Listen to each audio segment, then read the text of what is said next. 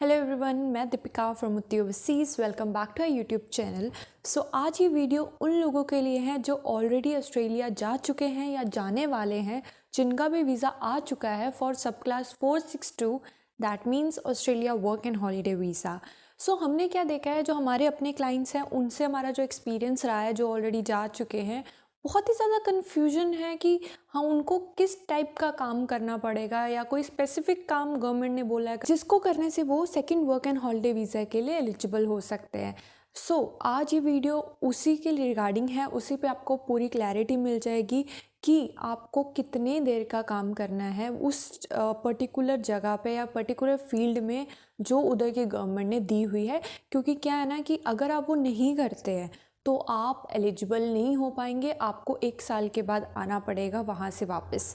सो इस वीडियो को पूरा ध्यान से देखिएगा और एंड तक देखिएगा, और जिनको भी डाउट्स आपके फ्रेंड्स में उनके साथ शेयर भी ज़रूर कीजिएगा। अब मैं आपको ऑफिशियल वेबसाइट जो ऑस्ट्रेलिया की है उसी पे जाके सीधा दिखाऊंगी कि वो लोग क्या क्या बोल रहे हैं, सो दैट आपको भी क्लैरिटी हो, एक ट्रांसपेरेंसी बनी रहे कि हाँ जो मैं बोल रही हूँ वो लेजिटली एक ऑफिशियल स्टेटमेंट है गवर्नमेंट की दी हुई। ओके, सो सी अब हम यहाँ पे इनके ऑफिशियल वेबसाइट पे आ चुके हैं, वर्क एंड हॉलीडे सब क्लास 462 ऑस्ट्रेलिया की।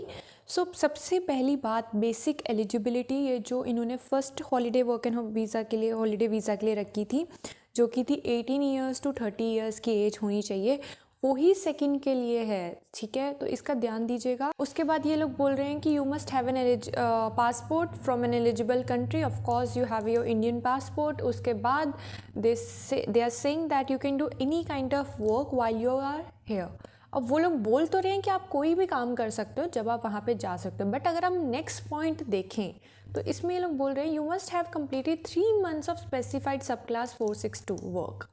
अब ये इसका मतलब ये है कि वो बोल रहे हैं कि अगर आपको कोई भी काम करना है करो, but first fulfil your 3 months, at least 3 महीने तो आपको जो उनका स्पेसिफाइड काम दिया हुआ है, उन्होंने लिखे हुए हैं अपनी ऑफिशियल वेबसाइट में, वो 3 महीने तो आपको करने ही पड़ेंगे। ठीक है, to apply for the second work and holiday visa. इसके बाद ये लोग बोल रहे हैं कि third work and holiday visa के लिए भी कुछ सर्टेन क्राइटेरियाज है जो आपको ध्यान देने पड़ेंगे।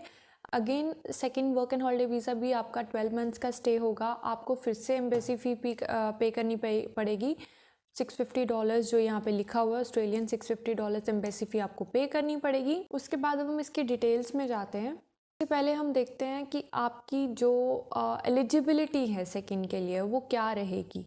सबसे पहले आपके पास पासपोर्ट होना चाहिए, करंट और प्रीवियस वीज़ा की डिटेल्स होनी चाहिए जो आपके पास सब क्लास 462 ऑलरेडी आपके पास है, आपके पास वो वीज़ा होना चाहिए। इनफ मनी भी होनी चाहिए, अगेन 5000 ऑस्ट्रेलियन डॉलर्स आपको अपने बैंक अकाउंट में दिखाने पड़ेंगे।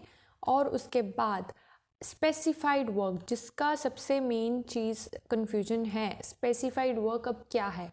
अगर हम यहाँ पे जाएंगे स्पेसिफाइड सब क्लास 462 पे, तो आप यहाँ पे देख सकते हैं पूरी वेबसाइट पे इसी के बारे में लिखा हुआ है। ठीक है, अब ओवरव्यू क्या है कि to be eligible for a second और third work and holiday visa you must have already completed a prescribed minimum period of specified work। अब minimum period क्या है यहाँ पे हम जाके देखते हैं। तो मिनिमम पीरियड आपको बता रहा है कि सेकंड के लिए आपके पास at least 3 months of specified work होना चाहिए और थर्ड के लिए आपके पास at least 6 months of specified work होना चाहिए। ठीक है, तो आप इसको पूरे को पढ़ सकते हैं, आपको बहुत ज़्यादा क्लैरिटी मिलेगी। यहाँ पे एग्जाम्पल्स भी दिए, एग्जाम्पल से आप समझ सकते हैं कि ये लोग क्या बोलना चाहते हैं। अब नेक्स्ट वी कम टू कौन से एरियाज़ हैं जिसमें आप लोग अप्रूव्ड एरियाज़ में काम कर सकते हो। So approved industries and areas for specified work, ये देखिए। ठीक है, in support of governments continuing initiatives, अब जो इन्होंने एरियाज़ पकड़े हैं वो हैं टूरिज़्म एंड हॉस्पिटैलिटी, वो भी इन नॉर्दर्न और remote and very remote Australia. ठीक है, तो हमें ये ध्यान देना है, नॉर्दर्न और remote and very remote Australia में ही सिर्फ tourism and hospitality, plant and animal cultivation in northern Australia and other specified areas of regional Australia, fishing and pearling in northern Australia only, tree farming and felling in northern Australia only, construction in northern Australia and other specified areas of regional Australia, bushfire recovery work in declared bushfire affected areas carried out after July 31st 2019। फिर उसके बाद जो recovery work in flood, cyclone और other severe weather affected areas होंगे उसमें भी, जो कि सिर्फ अभी दिसंबर 2021 के बाद ही हुए हैं। ठीक है, और critical covid work in the health care and medical sectors anywhere in Australia after 31 January 2020। ठीक है, तो these are the area specifically जिसमें आप काम कर सकते हैं। तो आफ्टर दिस आप पूरी वेबसाइट को गो थ्रू कीजिए, पूरा पढ़िए, थोड़ा आपको बहुत ज़्यादा क्लैरिटी मिल जाएगी कि आप कहाँ पे कैसा क्या काम करना है। So this was it. ये थी ऑफिशियल वेबसाइट जिसमें लिखा हुआ था कि कौन से सेक्टर्स में आप काम कर सकते हैं और कितनी देर का मिनिमम काम आपको करना है। ये तो अब आपको पता चल ही गया होगा। आई होप कि मोस्टली क्लैरिटी मिल चुकी होगी, बट फॉर फर्दर क्लैरिटी आप इस वेबसाइट को गो थ्रू कीजिएगा पूरा। ठीक है, एक एक चीज़ ध्यान से पढ़िएगा क्योंकि आपको बहुत सारी चीज़ें, ऑलमोस्ट सारी चीज़ें खुद ही पता चल जाएंगी। बट फिर भी आपको एक डबल श्योर होना है, फिर भी आपको कंसल्टेशन चाहिए कि नहीं, आप एक मेक श्योर करना चाहते हैं कि ये सही सोच रहे हो आप यहीं पे काम करने के बारे में या नहीं। ठीक है, तो उसके लिए आप हमें दिए गए नंबर पर ज़रूर कॉल कीजिए। Thank you so much for watching our video. Bye.